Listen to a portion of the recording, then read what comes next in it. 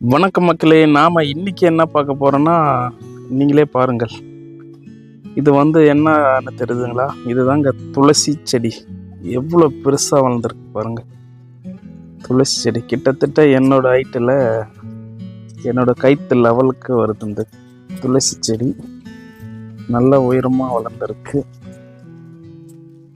பெரிய துளசி செடி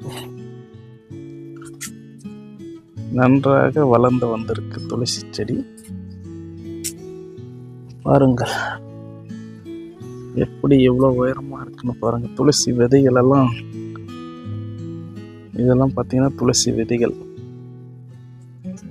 எவ்வளோ பெருசாக வளர்ந்துருக்கு. நன்றாக வளர்ந்து வந்துருச்சு. இந்த துளசி செடி ரொம்ப பெருசாக வளர்ந்துருச்சு. இந்த துளசி செடி